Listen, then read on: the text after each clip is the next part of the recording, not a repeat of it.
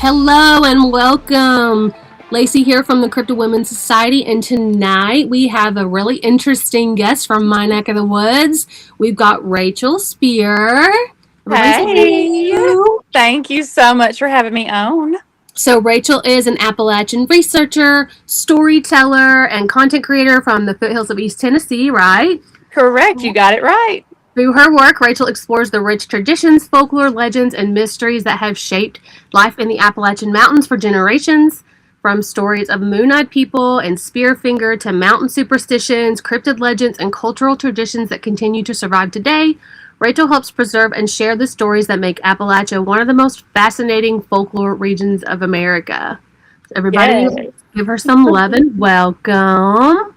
How are you? I'm good. How are you? I'm good. We're so excited to have you. We've been talking about this for a couple of weeks, being excited to get to talk to you.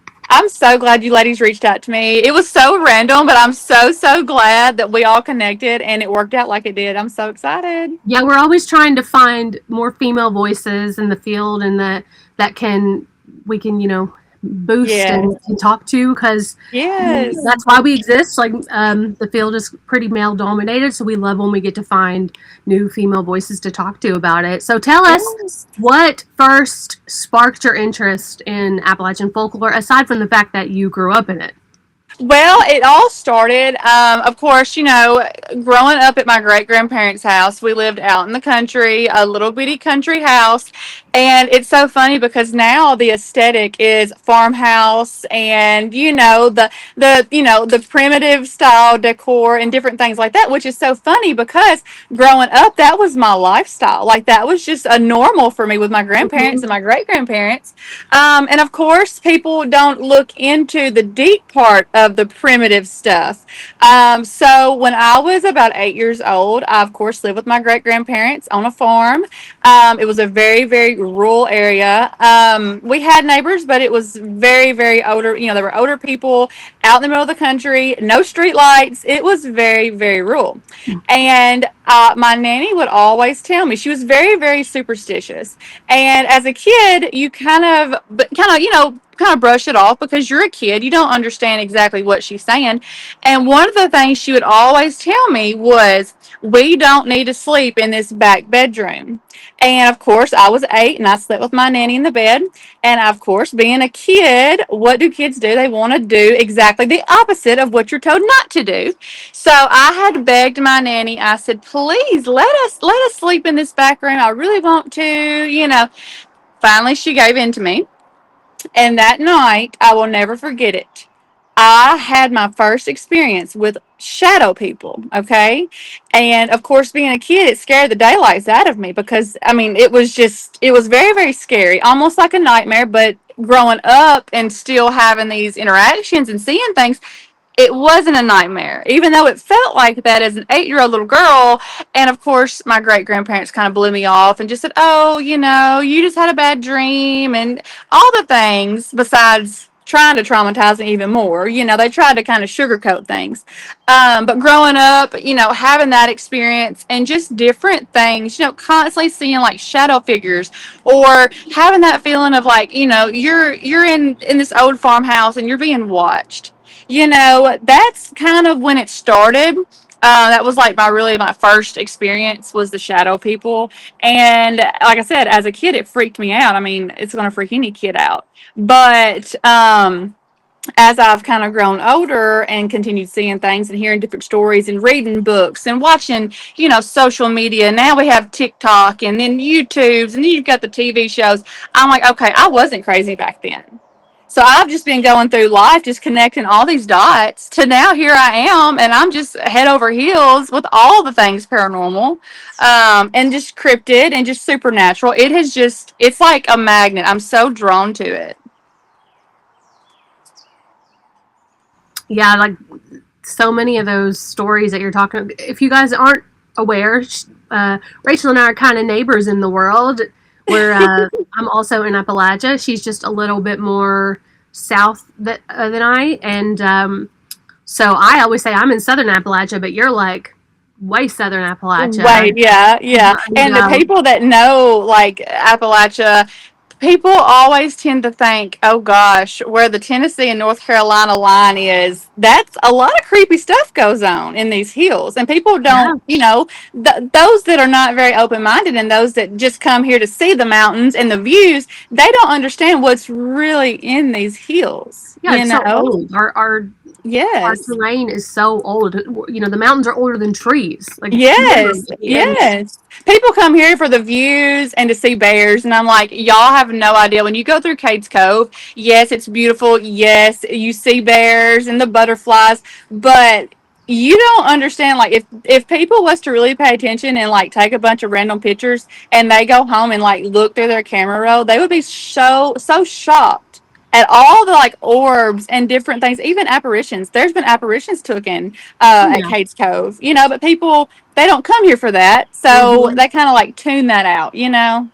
So, what do you think has made the stories and the folklore, whether they're just folklore or whether they're, paranormal, what do you think has really helped these stories survive to modern day? That the stories that we were growing up with and our grandparents were growing up with. Well, I mean, it's just history. I mean, they always say history repeats itself, and I believe in that because, I mean, East Tennessee, especially East Tennessee, it was known for like a lot of like the pioneers, the first settlers. You've had Indians, Cherokee Indians. I mean, they were all talked about, like for instance, Spearfinger. The Cherokee, that was a major Cherokee folklore. And that's something that a lot of locals, they don't talk about it as, like a public thing. But if you was to bring it up to somebody that lives, let's say, in Townsend, they're going to know exactly what you're talking about. You talk about Foothills Parkway and Spearfinger, they're going to say, yeah, I know that story. It's just not publicly broadcasted because a lot of people will look at you like you're crazy. hmm But the history's there. I mean, a lot of people come to Appalachia, all over Appalachia, for the history, but then some just come, like I said, for the bears and the mountain views. Pigeon Forge, Yeah, Gatlinburg. When there's so much more than just that, that's not even surface level. yeah, and then you factor in like Civil War and like Yes, that yes. that kind of stuff on Brushy top of. Mountain. I mean, all the apparitions from the Civil War. I mean, moon-eyed people. You've got Oak Ridge covered with UFOs. I mean, it is just people don't realize like what really is in these hills and Mhm. in East Tennessee. I mean, it's such a majorly traveled area, but people don't realize what is really here. Yeah. So is the spirit shadow spirits that you saw when you were a kid, is that the first like legend or superstition that you remember hearing about, or was there one that you grew up hearing about in your family? Well, of course, my family was always into the supernatural. So, like Bigfoot, I mean, I was always getting told that, don't when the one of the rules, and I'm sure you've heard it too. One of the rules in Appalachia is when the sun starts to go down, the blinds get closed, the doors get shut. You don't look out the window. I mean, that's just what Nanny always taught us. hmm And I mean, of course, I always listen to her about that because I was always terrified of the dark. I still don't like the dark to this day. hmm But like, Bigfoot and UFOs, different things like that I've always kind of, believed in. But since like growing up and being more awakened to what this reality really is and what's really here, I'm just like floored. Like, this has been here all this time. It's always been here. So, what if you had somebody who had never been here before and was asking you to describe it? How would you describe it to them as far as our like culture of folklore and superstition? I would say it's very paranormal. I mean, like I said, you've got Cades Cove, which is covered in paranormal. It's right there in the heart of the Great Smoky Mountains, which is a major national park. I mean, several people have came up missing without a trace in the national park, close to the national park. You've got all the folklore of the Spearfinger, and then you've got UFO stories. It's covered. There's so many stories, and the roots run so deep. Have you ever heard of the containment theory? That whole conspiracy theory about the national parks? Yes, I That's do. Now, very I will say, I do believe, I talked about this on a previous podcast. I do believe the national parks have portals. I love that theory that because where I live, Wayne's National Park is a big park system in Ohio, and I am at the very southernmost tip of Ohio. It's actually like the area is actually called South Point because it's the Yeah. southernmost area where it touches Kentucky and West Virginia, and we have here within our area we also have a lot of parks. We have Greenbow State Park, Grayson Lake State Park, which is Carter Caves State Park. And then on the Ohio side, we have Wayne's National, which is a chain of parks. Yeah. My family, we live on a 195-acre farm of a cattle farm that hasn't Yeah. been used in 100 years until we Yeah. moved in 2 years ago. And our property butts up against Vesuvius area of Wayne National Park. So like Oh, wow. our backyard is a park. And so we Wow. have a lot of like Sasquatch sightings in the Vesuvius area. And I Yes. just I just finished my grad school, and I did two programs, and one of them was cryptozoology, and I wrote my master's thesis on the Wow. belief and lore of the Appalachian Sasquatch. So I got That to is interview like amazing. so many people in our area about their encounters and stuff. And like it's like you said, like with Spearfinger, like even if people aren't out there shouting it from the rooftops, if you Yes. ask, Yes. everybody, whether you know it or not, everybody knows at least one person that has had an encounter with Yes. something like this. And if you'd be Yes. surprised, I think a lot of people would be surprised if you asked, like, go to Thanksgiving dinner or Christmas dinner and say, "Hey, has anybody ever seen anything in the woods or had an Yeah. encounter?" I think they would be surprised how many of their family Yeah. members Oh, yeah. like actually did. People are just so, because technology, people always say, well, because I had a Bigfoot encounter myself, Oh, with my husband. And so of course everybody, which I didn't tell anybody until I started doing these podcasts, because I already know people are going to look at you like you're crazy. They're going to look at you because they're so close-minded, like you're just crazy. Oh, you really didn't see that. Oh, you're just telling a story. But it's like, do the research. Okay. In that area, Bigfoot was seen in like the 80s. That was when it first got reported in that area. My great grandparents reported it. My nanny always said that. She said, "I don't know what that thing is outside, but it likes to come up and eat my tomato plants." She said, "Eat my tomatoes." And she said that she was washing dishes one night and she saw a Bigfoot looking in at her while she was washing dishes. She said it was the scariest thing she saw. She said the red eyes and everything. And that just, when I had my encounter, of course, I saw the red glowing eyes and I remembered her story. So I'm connecting dots, and I was like, that was definitely a Bigfoot. That was, yeah. but growing up in Appalachia, there's a lot of what they call like, oh, wives' tales. What'd you do? But in reality, when you live here, it is your day to day life. You Yeah. don't go in the woods. You don't. When the woods goes quiet, you need to get out. Just little things that travelers up here that's up visiting, they don't realize this stuff. Yeah. I'm always curious and wonder if other areas out, like other mountainous regions or heavily dense, like wooded areas, if people grow up with the same, Yes, like I people who live think in they the do. Pacific I've got Northwest, a friend they in talk about it. Washington State, and she has the same rules that we go by here.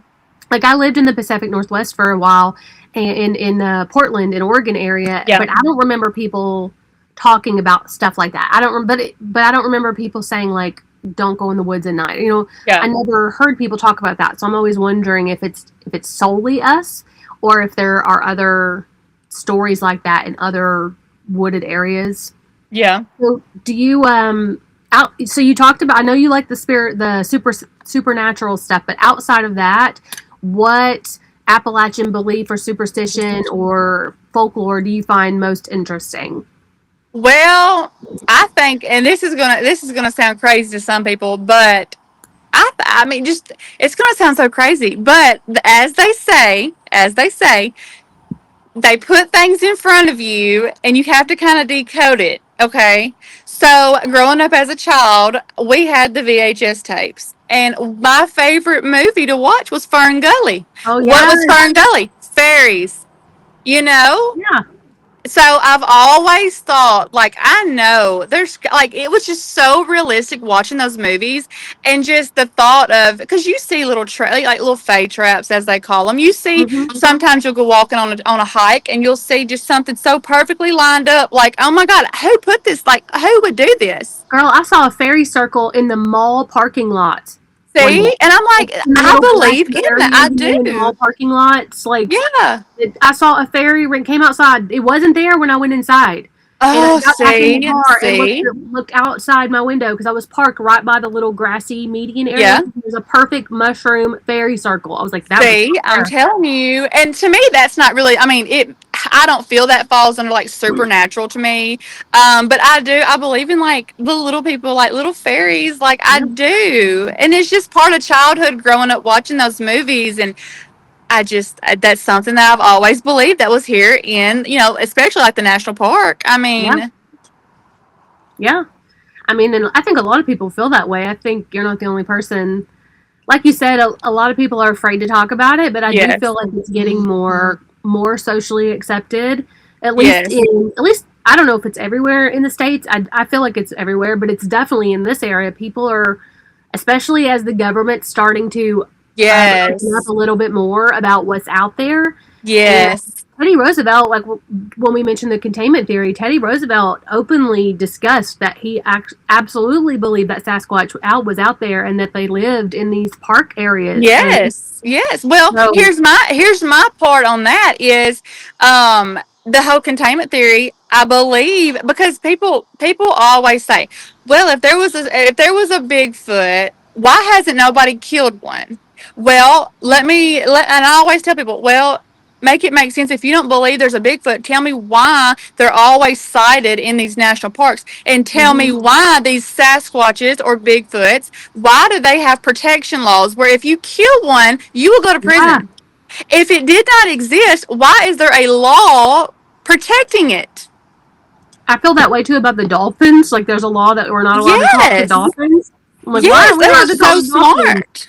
Yeah, and Yes, but I always well, tell people, I'm like, if it wasn't real, why is the national park such a guarded place?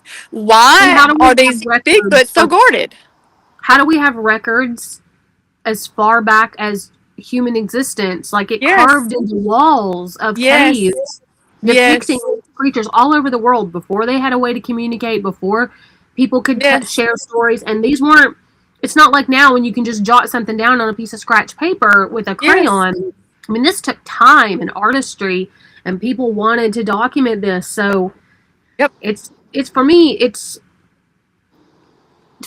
I could look at it like I know some people think that they could be an interdimensional species. Yeah. I because I do approach it from like a biological perspective. I'm in the camp of it's a critically endangered Yes. species, and there's just not very many of them left. And Yeah. where they are, they're living like in park areas and very rural areas where people just don't live. See, I always kind of viewed them as like intellectual beings. I mean, Mhm. but I like your theory too because I'm very open minded. I love hearing different sides of everything. But it's like when you hear of a Bigfoot story, one, it's normally like around water. It's Mhm. obviously in the most of the time, it's like in the mountain ranges, national parks. And a lot of times you'll hear of a Bigfoot sighting with like UFOs. Mhm. I And know it's a lot of almost like people if mention you that look now. at some of these like missing 411s, yes, they don't come out and say, "Oh, well, they got kidnapped by a Bigfoot." It don't come out and say that, but it's like these people are with a bunch of other people, and then randomly they're just missing, just gone, and there's no trace. And it's like, okay, did that creature like open up a portal, go into another Mhm. dimension? Did it like is it telepathic? Did it make it like is that why it was no yelling and no screaming? Was it like did it Yeah. convert the energy into where you couldn't speak? I mean, what? So I've always just kind of Million viewed it as things. like that intellectual being. But Yeah, then again, your theory is there's good so too. many I like threads that it. you can get into. Yeah. So if someone came to you and said, like, say they just moved to the area and they say, I'm really interested in learning about Appalachian folklore, what would be the thing that you tell them to look into first? Like, this is the thing that's going to open the door. I would tell them you need to go to Cades Cove. You need to spend the day at Cades Cove. Go early in the morning, see the wildlife, see the deer. If you're lucky, you'll see some elk. Go to Cades Cove. Take lots of pictures. It don't matter if it's a random field. Take lots of pictures. Go look at and read all the, in each little cabin, it's got, like what it's about and who built it and all the things. Do your research there. Go home, look at your camera roll, and you'll already know. You will know. You'll know. There'll be orbs. There'll be apparitions. I mean, we go all the time, and every time we go, I mean, there's like apparitions in the graves, like behind us, or it's just some airy stuff, and that would be something I would tell them. Go to Cades Cove, and if that didn't open you up, go to Brushy Mountain. That would definitely open you up.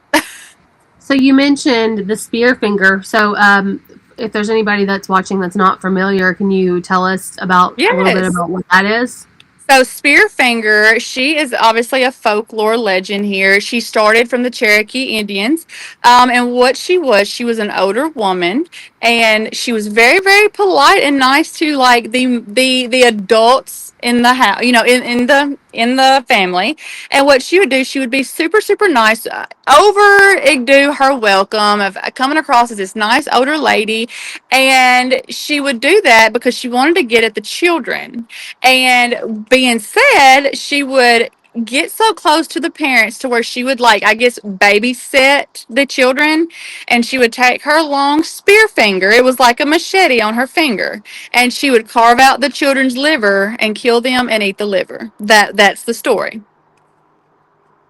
Now, do you think that? So do you believe in the story as it is verbatim, or do you think that it was like a folk tale that they created as a like a fable as a way to like keep kids in line or keep them safe, or do you think that it was Well, maybe like a combination of the two, like based on something well, real? I don't foresee a woman walking around with a spear finger, a knife for her finger. Okay, I don't. Yeah, That's a little far fetched for me. But I think it was a way to scare children because living in the mountains in Appalachia, we have what's called skinwalkers that can mm-hmm. shapeshift into different things, whether that's a person or a deer. And I think what it was kind of to scare kids to, well, if you're by yourself, if somebody comes up to you or you hear your name called, you don't go to that person because this woman's probably going to eat your liver and probably kill you. And to a kid, that would scare the daylights out of them. So Yeah, I think it was a good folklore story, but it did have a little bit of meaning behind it, directed more towards like skinwalkers, yeah, and maybe just the unknown, because technology wasn't what it is now. And yeah. the research wasn't there. So I think they knew something else was out there, but they didn't really know what to call it. So they just made that one story up, and it went. I mean, it was a Yeah. legit story. That's what I say a lot when I am talking about Appalachian folklore in the maybe it's like a cryptid or a folk tale that I think I lean to the fact that maybe it's not as real, like Yes. this specific thing. And I always say, like, folklore was a way for our ancestors and the people that lived here before us to explain their world in intangible ways that they knew how Yes. to understand. Yes. So you also mentioned the Moon Eyed people, and that's one of Appalachia's like most, I think, well known and intriguing legends. What Yes. what fascinates you about that story? Do you have an opinion on what they were, Well, or I'm not. I almost feel it's like extraterrestrial kind of people. Almost. I'm not really in debt with that. I mean, that it's obviously it's here. I know there's statues of them like out in Appalachia, more towards like the North Carolina line. But I haven't visually seen it. I haven't ventured out to that far. I'm kind of I haven't nervous seen just it to either? go out there. But it's just I've kind of scrolled through it. I've read a little bit about it, but I almost feel it's almost like alien people that live in the caves, like nocturnal feral people, maybe. Yeah, maybe. Yeah, I It's kind of mean, what I'm thinking. I know that the theory is that it might possibly be like early Viking Yes. people that lived here and began inhabiting the caves, but there's no like official record of them living here. But also, that doesn't mean anything because like it would have been so long ago. It's not like there was the internet to report back. There Exactly. wasn't a database where the rest of the world could see who was here. There wasn't a And a lot of science. the caves, I mean, people don't realize a lot of these caves, a lot of them's underground cave systems Oh yeah, that we can't get to. Mammoth Caves is so Yes. massive. And How then you've close do got you the think old Mammoth Cave coal is? mines that, Oh yeah. who knows what was in that at one time, How close do you live to Mammoth Cave area? Oh gosh. Oh, that's more like what, towards Chattanooga, isn't it? Um, so it's about 3.5 hours from me, and or maybe it's about 4 hours from me. And I know that I drove through like Nashville area to get there, So it would or probably be about three and a half. Yeah. it was maybe like an hour before Nashville. I think is Yeah. probably. It would be about three and a half hours from where I am. Yeah. So what's an Appalachian legend, be it supernatural, cryptid, or whatever, that you feel like doesn't get as much attention as it deserves? I say UFOs. Okay. Because I'm about 30 minutes from like Sevierville, Okay. Kodak. Yeah. And so I live in the city. I live in Knoxville, West Mm. Knoxville. But West Knoxville is close to Oak Ridge. I'm literally like 10 minutes from Oak Ridge. Those that know Oak Ridge know that it is like a nuclear plant. They helped create the bomb from Hiroshima. It's very government, a lot of government, a lot of one way ins, one way outs. I mean, military base. Um, and I just feel because you can look it up. There's not a lot of UFO sightings here documented, Mm-hmm. but you do the research and people have been reporting them. It's all over Facebook, it's all over TikTok. I think it's just, and then it's like, the government released all these UFO files.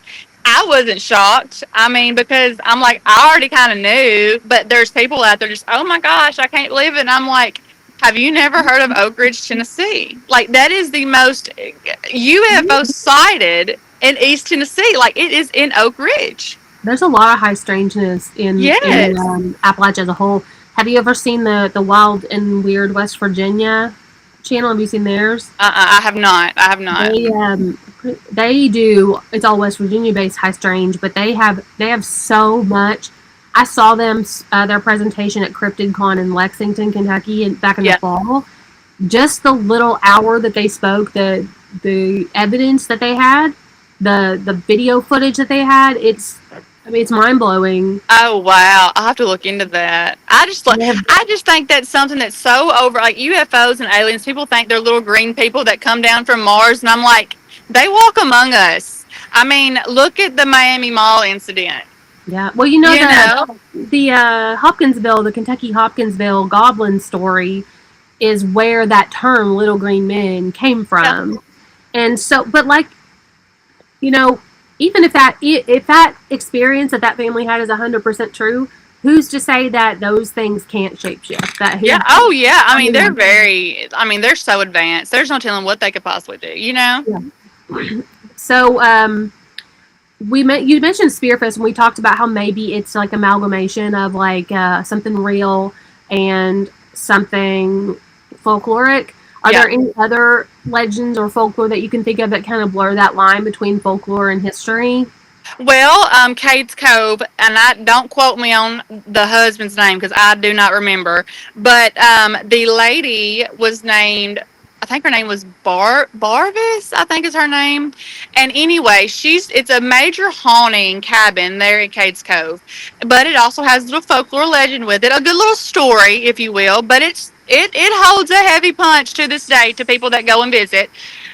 This said cabin is known for a woman screaming. Like, it's a random paranormal scream that you can hear. And what it does is, the story goes, and okay, so she was married to her husband at the time. They lived in this cabin. They built the cabin. Well, she hated an iron bed. She would not sleep in an iron bed, but she loved her homemade quilts. And every time it would storm and rain, she would knit her a quilt or sew her a new quilt.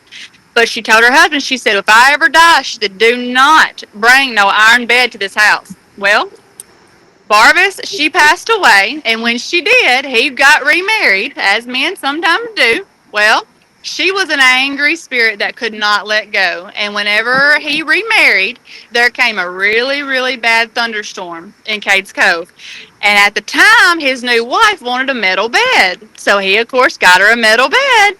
During the thunderstorm, He went in there and put one of her quilts. He threw it on top of that bed, not thinking. And lightning struck that house. And Oh to this no. day, they say you will hear Barvis screaming in anger because she's such an angry spirit at what her ex-husband did to her. Yeah. Well, so have you ever encountered any stories that even surprised you that you had not heard of before? Well, I'll tell you this. As far as stories, it goes into history, and I've got a whole TikTok video made of it. I went to Cades Cove. We went as a family, as we do all the time. And it was my two daughters. They were inside Cades Cove, the Primitive Baptist Church. And whenever we went in there, I kept having this feeling of being watched. Well, of course, I'm taking pictures because when you get that feeling, you just take pictures and you look at it later. Well, took a lot of pictures, got home that night, and I noticed this apparition of a man in the window in the Primitive Baptist Church behind my daughter, behind the pulpit. And those of you that know the Primitive Baptist Church, it is known for faces in the wall. That's what it's known for. Well, I started like thinking, I was like, who is this man? It was a clear face of a man with short hair, clean cut face with a big mustache. It was clear as day. And so I said, well, I know John Oliver and his wife built this back in the early 1800s. They built this Primitive Baptist Church. It was technically their church. And he was a wealthy man. So, I'm just thinking of, okay, clean cut. Maybe it's him. I had my husband look up a picture on Google of John Oliver. Honey, that picture matched perfect. I put them side Wow. by side. It was him. Wow. And I'm like, that's history. That's him. That was Yeah. him. That was his spirit was there. Yeah, and if he built it and it was important to him, maybe Yes. he's just tethered Yes. to it because it's still important to him. Yes. Yes. But that's one of the legends at Cates Cove is the Primitive Baptist Church. There's faces in the wall. You'll see a woman in the wall. You'll see faces, and that was a face in the window. You Yeah, know. that's cool. So how do you balance people's skepticism or your own skepticism, but still keep an open mind? Or are you just one of those that you're like, I'm a believer of all the things No, until I'm I, proven otherwise? No, I mean, I do my own research about it. I mean, I've seen other people having the same experiences. Living where we live now, I swear up and down that the land that our house is built on, that it's got some activity. And just, from living in one place and not having anything weird go on to living here for a year. And it's been about every 2 weeks, there's something weird going on, like kind of spooky. It just kind of makes you be more open minded to you're not alone. Spirit is energy. It's always going to be here. You can't kill off energy. It's here. Mm-hmm. How it presents itself. That's totally up to that spirit. But it's just growing up in this and just being more awakened. I don't question a whole lot unless it just sounds completely out the window. Yeah. But I'm a good listener. I'm very open minded. I know a lot of the history here. I've heard a lot of stories from my grandparents, my great grandparents. So I don't take anything as like some far fetched tale. But I just growing up around it and just constantly like looking into it or going to these places and like seeing different things. I mean, I know we're not alone. I know there's things here. We're not the only things here. You know what I mean? Yeah. I always say, like, our world is so big and we are so Yes. small. We can't know everything about our world. We Yes. just can't. And we're not meant. I don't think we're meant to. I think we're not meant to question everything. But there's enough research to prove spirits are real. There's enough research to prove Bigfoot and the UFOs and Mothman. It's out there. Whether you want to believe or not, that's your own preference. But I'm very open minded. I'm very, very open minded. Why do you think that people are so drawn to mysteries like this and unexplained stories and folkloric tales and cryptids? What do you think draws people to that? Because not everybody has witnessed their own experience or seen something, spooky or weird go on. And I think it just draws them into the what if. Well, what if I travel here and what if I see this? Or, Mm-hmm. I think it's just like the unknown. I Like mean, we're human. Yeah. the excitement of like the possibility of something. Yeah. Yeah. Just the unknown and the what if of, will I be that person that can see this? Yeah, I Be can see careful that. what you ask for because you ask, you shall receive. I always say that as far as cryptids go, like if they exist, it says something about our ecosystem Yeah, and our planet, that we have not entirely ruined our planet, and that there's places in the world that they can still exist. And yeah, if they don't exist, if they're just stories, it says a lot about people and about our history of why we created these stories. yeah, And so they're important, whether they exist or whether they don't. yeah. Do you think that the value, speaking of folklore, lies in whether a story is true or what it tells us about the people who tell it? Like, do you feel like one matters more than the other? I don't. I think it all kind of goes hand in hand. I mean, it's been around forever. You know, even looking back like the early 1800s when the first settlers came, I mean, there was a lot going on. But did they have the technology to get on Facebook and make a post for us to really believe it? No. But if you do enough digging, I mean, there was books, there's stories online, there's family members that were family of these people. I mean, that still go and put flowers out on their graves. I mean, you just have to connect with the right people. But I think it all goes hand in hand. Do you think that social media has changed the way that the world sees folklore Yes, or the yes, way that these yes. stories are being carried? Yes, I do. And I want to say TikTok because I see so much on TikTok. It's like almost like TikTok people aren't scared to express their weirdness for things. Yep. Whether that's on this topic or whether that's decorating a certain way or eating food in front of the camera, I think it lets people express themselves. And I think TikTok is a great platform because people post stuff on their TikTok where they wouldn't on Facebook, Yeah. and it like just spreads stuff so much easier. I mean, look on TikTok, you'll see so many people of what is this in the sky? What is this? Oh my God! What? And it's like on Facebook, you don't. I don't see that stuff on Hmm. Facebook. Yeah, that's true. I think there's a different vibe to the Yeah, content on TikTok yeah, versus other platforms. yeah. I feel that way. And it's also, I think, easier. Maybe I don't know why, but something about TikTok I think makes it a bit easier to find the Yes. like-minded, like to find that funnel of that type of thinking or videos. Yes, I will be. I'm so glad because I'm one of those people that I don't post everything on my Facebook because I have people that will think, "Oh, she's crazy. She thinks she's a witch." But if you do your research, Appalachia is known for witches, Oh kitchen yeah, witches, herbal witches. I mean, it's not an unknown thing. Yes, it sounds kind of folklorish, but there are witches. Like it's not like a weird vibe, you yeah. We've know? got granny witches, and like Yes. I mean that's we have such a diverse cultural history Yeah. here, and between like indigenous healing women and Yes. Romanian and Germanic and Irish, Yeah. Scotch Irish, and like we have so many different cultures that immigrated Yes. here, and they came from these very rich cultures and backgrounds, and they brought that all with them. And I Yeah. don't think it's any wonder that we have the traditions and superstitions here that we do.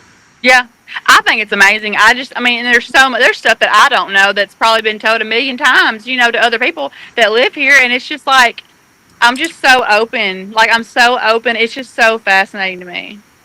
I love when I hear new stories that I had never heard before, Yeah, because I think that as our natural world has changed, like when we went from farming being our main industry to coal mines and refineries and yes, steel mills. Once those things came in and modern technology took over, these kind of old ways and old stories yes, died out little by little by little. So I yeah, love when somebody is still out there preserving those and sharing those, yes. keeping those memories alive and those stories alive. I don't know if you've ever been to Gatlinburg. You Oh, probably yeah. have, But but there I is a haven't little been as much as candy. most people from my area, but I've been twice. Well, there's a little candy kitchen, and you can actually eat there too. It's called the Old Mill. I don't know if you've ever ate there, but I if know you where it is, haven't, but I haven't been there. I took my kids, and my kids, they're like these just tablets, and they don't understand, how it used to be growing up. And I said, look, they make homemade candy. And they're like, what? Like, they're not making it, selling it at Walmart. And I said, no, they make the saltwater taffy here. They're making the homemade hard candies. Like, sit here and watch it. Like, so they're Mhm. watching it, and they're like in awe. But it's just I'm little still things in like awe when I that, watch it. It's amazing. I mean, Yeah. and I'm so glad that a lot of these older people and like like I ain't gonna say company, but older establishments here in East Tennessee, they're still doing things the old way, like the Mhm. glass blowing or the Yeah, we've got Blinko candy. Glass up this I way. love that. I love it. Yeah, we've got Blinko Glass up this way. Still does the blown glass, and I love it. they you can go into the into the factory and like do the tours and into the little Yes. museum, and they still do like the small batch, and so yeah, we still have some places too that are doing things like the old way, and Yeah. they're not as they're not common anymore with bigger companies moving Yeah. in, but yeah, I like it to see that there's still some doing that stuff. Yeah. So something that I like to do anytime I interview anybody is I like to do a rapid fire, quick. Okay. Like, so knee jerk reaction. Don't think. Just Okay. what are your favorite off the top of your head? Okay. What's your favorite Appalachian legend? I would say skinwalkers. Okay. Skinwalkers. What's the creepiest mountain superstition? I would say like the missing 411, like just missing without a trace in Yeah. Appalachia. Just Yeah. that's weird. What's the Appalachian legend or cryptid or whatever that you would most likely want to witness yourself?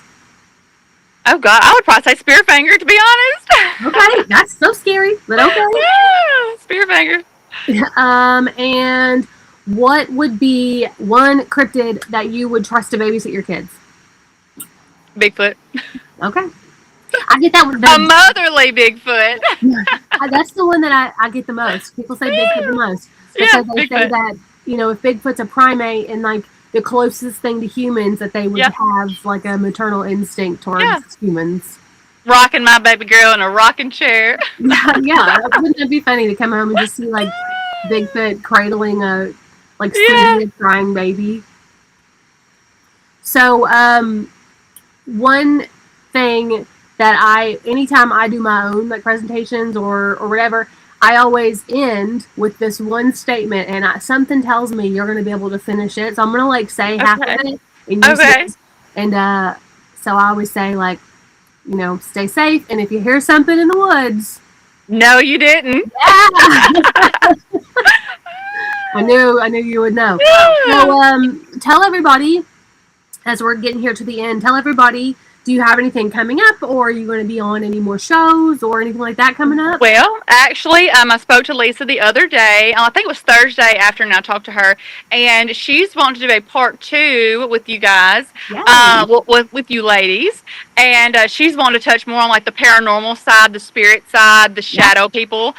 So that's kind of in talks. We haven't set a date yet, but then I've also got Tommy Cullum. I'm doing a part 2 of Appalachia here, again with Tommy Cullum, and then that is going to be the middle of July. We got a date. I cannot remember to save my life. I've got 4 kids, so my life is so busy between doing Yeah. podcasts and TikToking and then being a mama. But those are that's in the works. That is in the works. So I look forward to doing both of those. Awesome. Do you have, tell me like your rabbit hole that you're down right now? Like, what are you constantly looking up information about right now? Well, I'll be honest. My birthday is Wednesday, Oh, and I went to birthday. Brushy. Thank you. I went to Brushy Mountain back in January with my husband, and we did the day tour. And I told him for my birthday I wanted to do the 7-hour overnight tour Oh, fun. and actually go into actually investigate and do the things, take the spirit boxes, do all the things. So I've been kind of in this rabbit hole of like what to do, what to set up, how to do this. That's been my like go-to on TikTok and YouTube is how to fully communicate with spirits and what device to take, what to do. Because we're going to be doing that this coming up weekend, so I'm really excited about that. Oh, fun. My birthday's in October, and I'll be 40 this year. And so I told my husband and all my friends that for my birthday, we were going to have a birthday party this year where everybody's going to do homework, and we're going to put together a presentation and come present to me their favorite conspiracy theory that they Oh, I love it. Are you going to 100% wear the little believe. tinfoil hats and all the Yes, things? instead of Oh, birthday I hats, they love have it. tinfoil I hats. love it. They tell I me, love so they that. keep every now and then they'll text me and be like, I know what I'm going to do. Like one of my friends, she's, hers that she's obsessed with right now is that pandas aren't real. Yes. And, then another one is that, somebody else is that, it was something to do with AI, and I can't remember what it was now. But it was No something to do with flat earthers or round no flat earthers. earthers, no flat earthers. This one, I think it was something to do with vapes and AI. Yeah. Like, and then there was, and then the mine that I was going to do was the containment theory, and Yeah, that's a good one. my husband's is that we are the aliens, that we are like we were brought here as a species Yeah. however long ago, and that we've been here so long now that we don't know that we are the aliens. Well, have you seen the rabbit hole of course the UFO files are out, but have you seen the rabbit hole of where they're saying people with RH negative blood, you're not really human and like all No, the things? I yeah, mean, it's kind of like, okay, is there a different species that what? Yeah, it's just a lot of questions, a lot of raised eyebrows, you know? and that's why I was saying like there's just so much we don't know. There's so much we don't Yeah, understand, yeah, and no, like we're definitely not alone. I mean, aliens walk amongst us every day. We just may not pay attention, but they're here. I always say like, what if aliens are here and they're out in plain sight, but it's something that Yeah, we like platypus, like a yeah, platypus on paper should not exist. Like the way yeah. that it breaks all boundaries of species rules, like a mammal that lays eggs. Like we don't.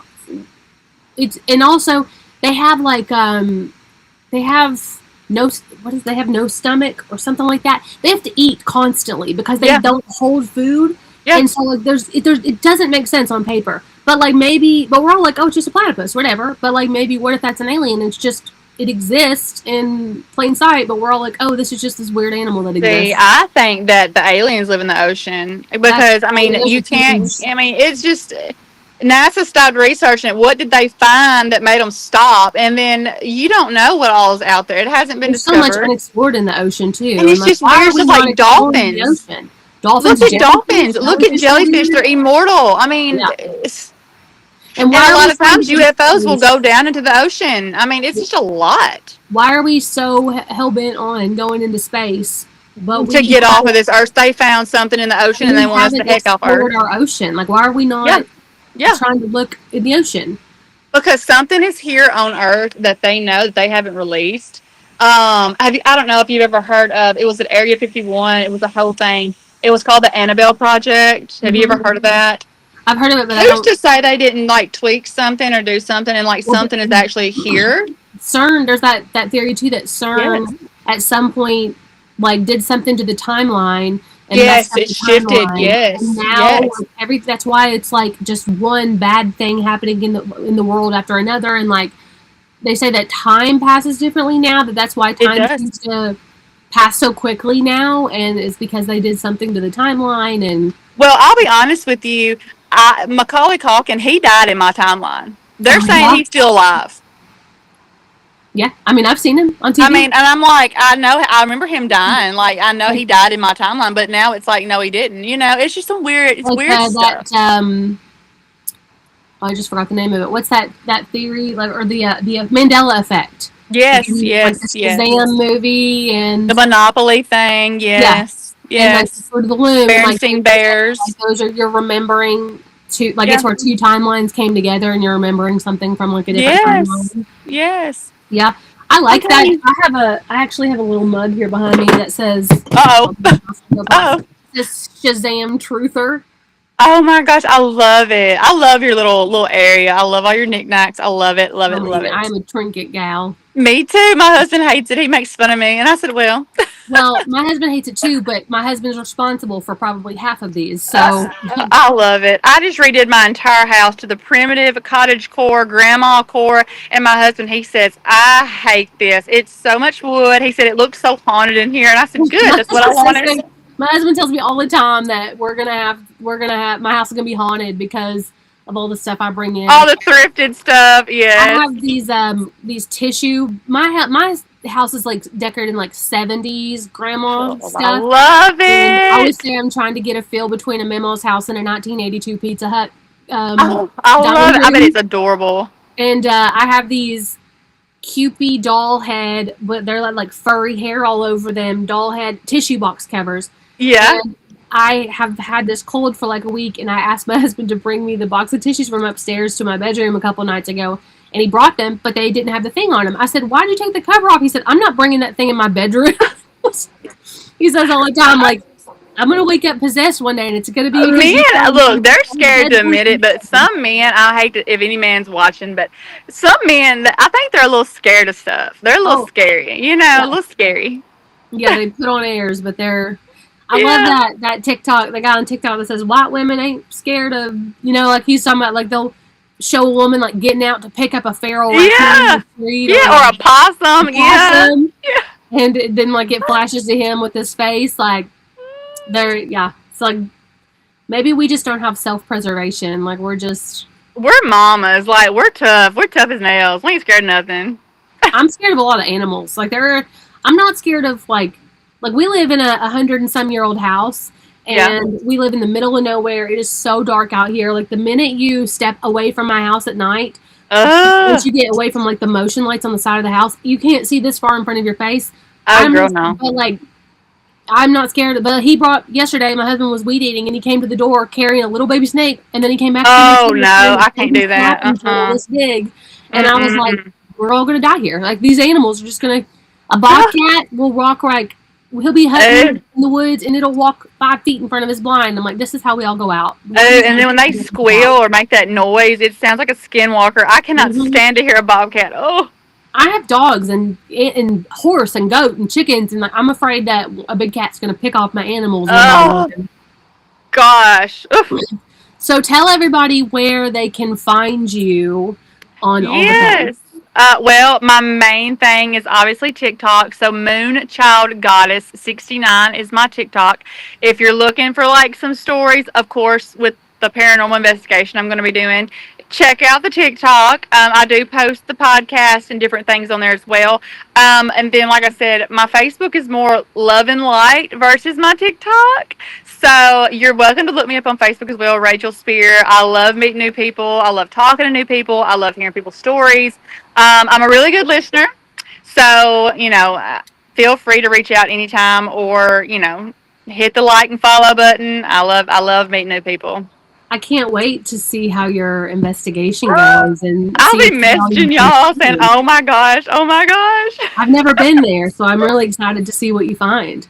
Well, it's not love and light. It's more demonic, evil, negative entities. But I'm still very excited. I went during the day and it was still scary, but going What at do you hope? night, it's going to What be do you hope scarier. happens?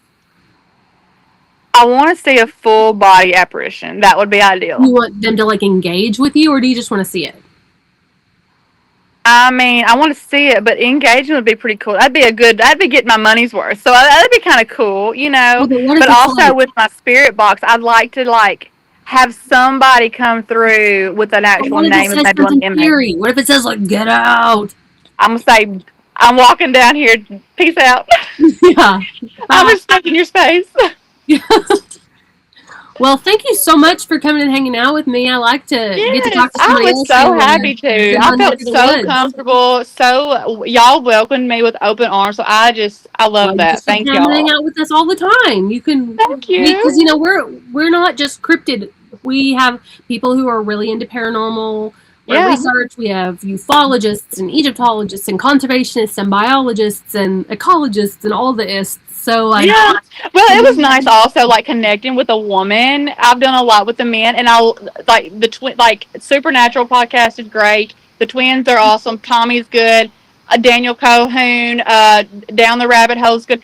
All the people that I've done, if you're listening, y'all rock. I love you guys, but it's always nice to talk to another female about stuff like this. because So there really aren't many of us. Like you think like, oh, there's lots of them, but like when you actually go like looking for people to talk to it yeah. about, there's really not, especially in a professional capacity. There's not that many, and Well, so it's nice that we y'all have. have been so welcoming, and I love that about y'all. Y'all are awesome. Like, y'all have always got a friend in me. I don't Oh, care. I'm glad. Y'all, we're friends, besties forever.